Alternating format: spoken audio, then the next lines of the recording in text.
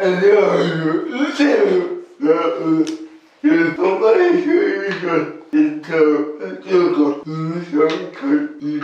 소외되는 이글씨님과 만나가지고 이런 소식이 왔는데 오늘은 다른 분이 안타 계시는데 누구세요? 아, 제가 몰랐는데 이규식 대표를 만나셨어요? 아, 그렇구나. 그게 성화를 센터 이후에요. 아, 첫 번째로 이규식 대표를 만나셨어요? 그게 1탄이고 이게 2탄. 아, 그 1탄이고 이게 2탄. 그렇구나. 네.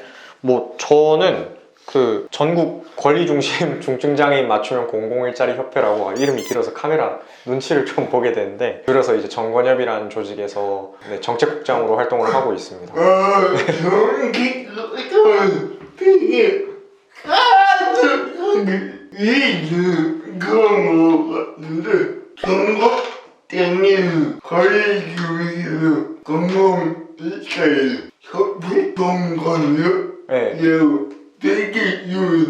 되게 긴데 우리가 흔히 말하는 공공일자리라고 하잖아요. 공공일자리가 뭐죠? 공공일자리는 그냥 정말 쉽게 말하면은 공공부문에서, 그러니까 뭐 정말 쉽게 말하면은 뭐 정부나 지방자치단체 뭐 여러 기관에서 돈을 지원을 해가지고 창출한 일자리를 말하는데요. 근데 뭐 일반 사업체 같은 경우에는 돈을 벌어들이기 위한 목적이 있잖아요. 일반 노동시장에는. 근데 공공일자리 같은 경우에는 나라에서 정부 재원을 투입을 해가지고 일자리를 만들어낸 거죠. 세금으로 만들어진 일자리인 거고, 뭐 형태는 되게 다양해요. 그게 뭐 일을 하는 사람이 뭐 노인일 수도 있고 장애인일 수도 있고, 정권 트렌드에 따라 가지고는 청년 일자리도 요즘 들어서 많이 늘었는데, 일단 공통적인 특징 중에 하나는 공공일자리는 노동 취약계층, 사회 취약계층이 조금 많이 참여하는 일자리이기도 해요.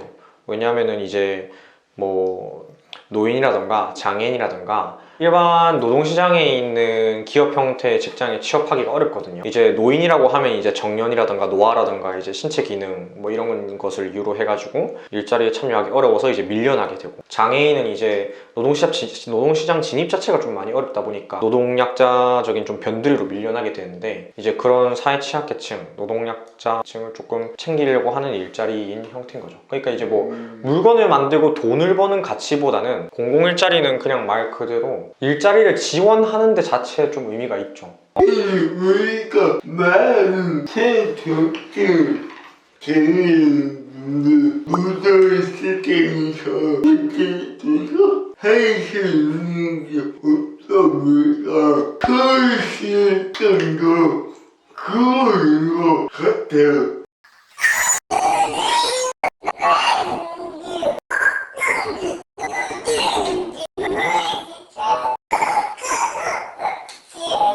간략하게 말하면은 이게 권리중심 일자리에서 되게 앞서 나아가는 형태로 표현이 된 거지, 그 권리중심과 유사한 형태의 노동은 계속 있어 왔어요. 대표적으로 저를 예로 들어 볼게요. 저는 시민사회단체 활동가잖아요. 예를 들어서 제가 뭔가 당장 일을 한다라고 해서 제가 서비스를 생산하는 것도 아니고 제가 물건을 만들어내지도 않아요.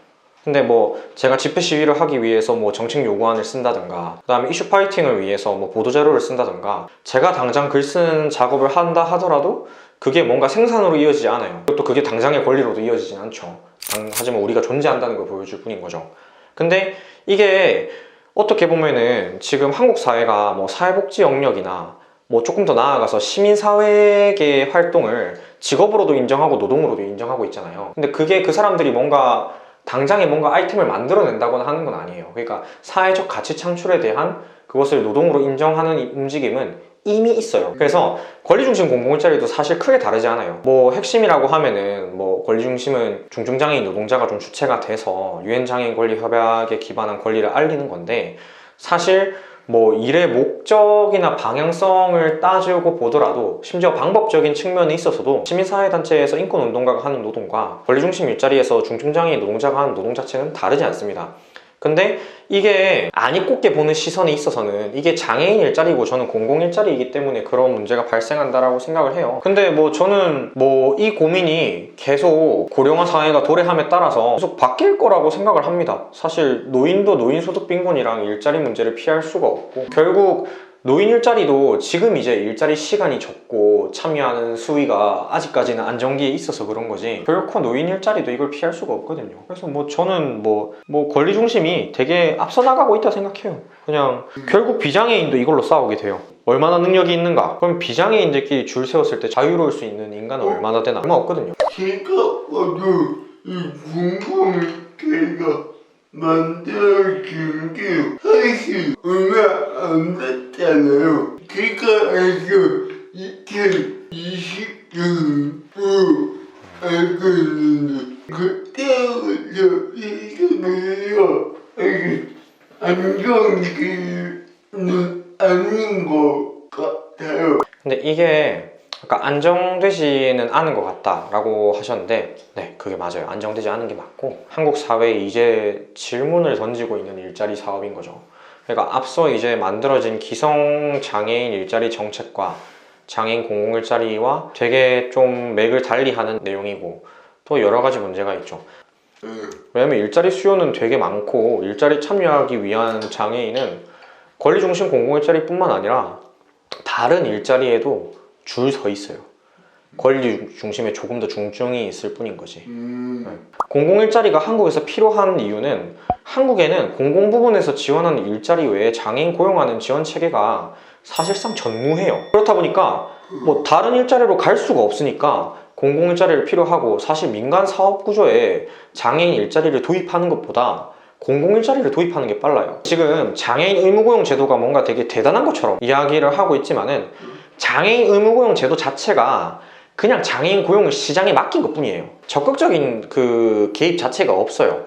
그래서 뭐 잘을 하고 있냐 못하고 있냐 공공 일자리, 한국은 저는 잘 못하고 있다라고 생각을 해요. 참 앞으로가 걱정되고 안전하긴 한데 그건 앞으로 바람 같은 게 있어요. 그런 게 주제에서 벗어나는 것 같기도 한데, 누구든지 지역사회에서 살 수 있어야 된다 생각해요. 장애인 일자리뿐만 아니라 지금 장애인의 권리가 뭐 세상 좋아졌다 뭐 이런 이야기 하지만은, 한국 사회에서 장애인의 권리는 비장애인의 발목에도 못 미친다 생각해요.